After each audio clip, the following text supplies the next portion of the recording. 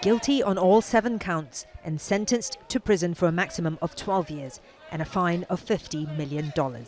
But the judge has allowed a delay in carrying out the sentence. Najib Razak, former Prime Minister of Malaysia, has been convicted of money laundering, criminal breach of trust and abuse of power.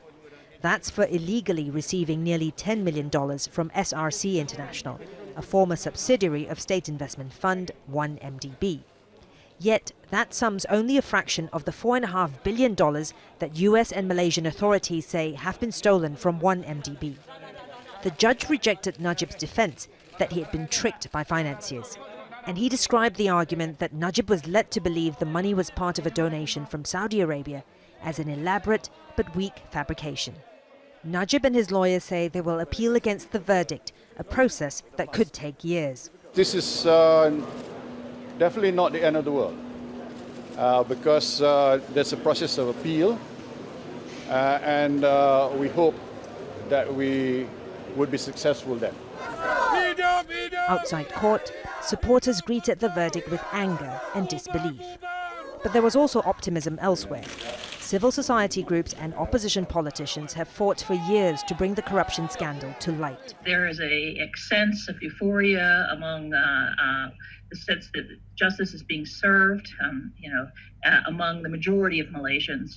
Keep in mind that the majority of Malaysians voted for political change, and the 1MDB case was a catalyst in that. The 1MDB case damaged Malaysia's reputation, and I think today work towards restoring that. The verdict could strengthen the credibility of Prime Minister Muhyiddin Yassin, who took power in February. But it may also weaken his coalition that relies on Najib's party, the biggest bloc in the alliance, for its slim parliamentary majority. Najib still has strong political influence, despite no longer leading the United Malays National Organisation, or UMNO. Some analysts say Tuesday's conviction could strengthen the prosecution's case in other trials. Najib faces dozens of additional charges, including charges over the alleged laundering of $550 million from 1MDB. One analyst cautioned it's too early to predict Najib's political demise. We know that in Malaysia, many of these politically charged cases, once they get to the appeals court, they get reversed. So the fact that we had today's guilty verdict doesn't mean things will change. Najib will still remain an MP, and we have to wait for the appeal court system. But for now, a leader who once seemed untouchable has been held to account for his actions. Florence Louis, Al Jazeera, Kuala Lumpur. Ibrahim Sufyan is the Executive Director of the Merdeka Centre for Opinion Research. He joins us now live from Kuala Lumpur. Good to have you with us, sir. Of course, the big question now is how Najib's party will react to this verdict. Could it withdraw from the governing coalition and bring down the government? Well, there is widespread speculation in terms of how Najib's allies within his party is going to react on this verdict.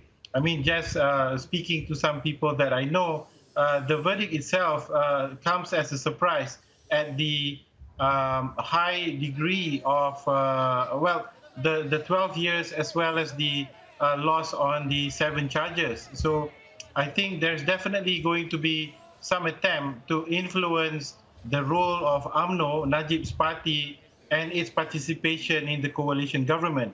However, not everybody is on the same page. There are leaders within his party which feel that they ought to move on and put this in the past so that the party can refresh itself and face voters in the context of a possible snap election.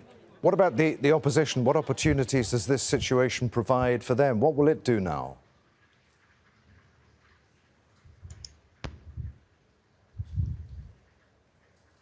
Hello, can you hear me? I was asking about the opposition and what it will do now. No, I don't think our guest can hear us. We'll try and come back to that.